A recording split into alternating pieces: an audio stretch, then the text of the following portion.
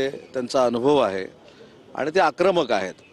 त्याच्यामुळे ती आक्रमकता स्वतःच्याच पक्षावर उलटू नये यासाठी त्यांच्या समाधानासाठी तुम्हाला आम्ही विरोधी पक्षनेते करतो हे सांगून हे पत्र देऊन त्यांना थांबवण्याचा प्रयत्न होता, त्यांचं समाधान करण्याचा प्रयत्न होता. पण जाधव साहेबांच्या देखील आता लक्षात येईल की नक्की कोणाचे मनसुबे काय आहेत. संख्याबळ गरजेचं नसताना सुद्धा सत्ताधाऱ्यांकडून संख्याबळ कमवा आणि नंतर विरोधी पक्षनेते मिळवा असं म्हटलं जातं. पण अनेकदा दाखले देऊन सुद्धा संख्याबळ गरजेचं नसताना सुद्धा सत्ताधारी संख्याबळाचा का दाखला देतात असा सवाल भास्कर जाधव होता. मी याचंच उत्तर दिलं की याचे सगळे अधिकार जे आहेत ते विधानसभेचे अध्यक्ष आणि विधानसभेच्या सभापतींना आहेत. म्हणजे विधान परिषदेचा विरोधी पक्षनेता जर करायचा असेल तर सभापती निर्णय घेतात आणि विधानसभेचा विरोधी पक्षनेता जर करायचा असेल तर अध्यक्ष निर्णय घेतात. तर दोघेही सक्षम आहेत, दोघेही शिकलेले आहेत, दोघांनाही अनेक वर्षाचा विधिमंडळाचा अनुभव आहे. त्याच्यामुळे मला खात्री आहे की ते योग्य तो निर्णय घेतील. सर याला विचारतो एकत्रित लढणार आहे, मात्र त्यासाठी जी काय जागा वाटप होणार आहे त्यासाठी समन्वय समिती जी आहे ती असणार आहे. अशा प्रकारे समन्वय समिती असणार आहे. विशेषतः शिवसेना आणि भाजप यांच्यामध्ये तुल्यबळ जागा वाटप जी आहे ती महायुतीनं महानगरपालिका लढली जाणार आहे हे सुतोवाच अनेक वेळा माननीय एकनाथ शिंदे साहेबांनी केलेला आहे आणि शिंदे साहेबांचं मत आणि शिंदे साहेबांची भूमिका ही कायमस्वरूपी महायुतीनंच पुढे जाण्याची राहिलेली आहे. ऑलरेडी समन्वय समिती आमची आहे. शिवसेनेच्या तर्फे मी आणि शंभूराज देसाई त्या समन्वय समितीमध्ये आहोत. राष्ट्रवादी काँग्रेस पार्टीकडनं सुनीलजी तटकरे आणि हसन मुश्रीफ आहेत आणि BJPकडनं रवींद्र चव्हाण साहेब आणि चंद्रशेखर बावनकुळे आहेत.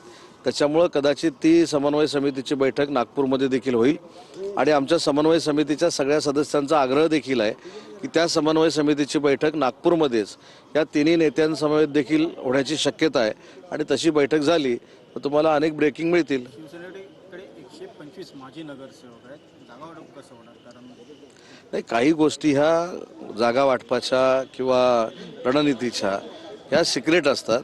योग्य वेळी त्याच्याबद्दलची भूमिका माननीय स्वतः एकनाथ शिंदेसाहेब मांडतील.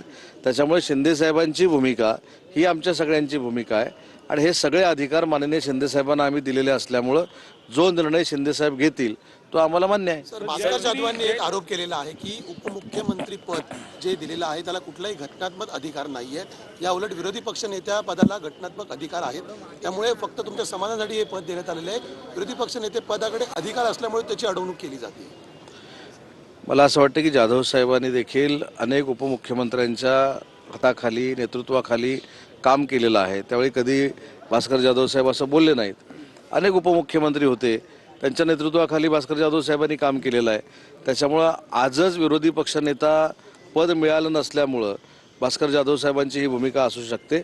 परंतु जसं मगाशी मी सांगितलं की याचे सगळे अधिकार विधान परिषदेमध्ये सभापतींना आहेत आणि विधानसभेमध्ये अध्यक्षांना आहेत. सर निलेश चंद्रजी म्हटले सर आता वाद सुरू जो मारवाडी विरुद्ध मराठी असा वाद सुरू झालेला आहे कबुतराच्या याच्या.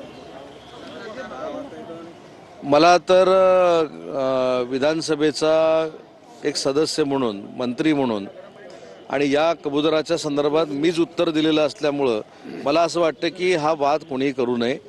कबुतरांच्या बाबतीतली भूमिका देखील स्पष्ट करत असताना कबुतरांची उद्यानं देखील असली पाहिजेत, त्यांची पर्यायी व्यवस्था झाली पाहिजे हे उत्तर त्यावेळी देखील दिलेलं होतं आणि ज्या ठिकाणी कबुतराचा त्रास होत असेल तिथं देखील योग्य ती कार्यवाही झाली पाहिजे, ही शासनाची भूमिका असली पाहिजे हे सभागृहात उत्तर दिलेलं असताना याच्यावरनं वाद करणं आणि कम्युनिटीमध्ये भिंत निर्माण करणं हे योग्य आहे असं वाटत. पुण्यातल्या जमीन गैरव्यवहार प्रकरणामध्ये पार्थ अजित पवारांचं नाव आहे म्हणून कारवाईला दिरंगाई होते. 1 महिना लोटला तरी सुद्धा अजून ठोस कुठलीही कारवाई झालेली नाही.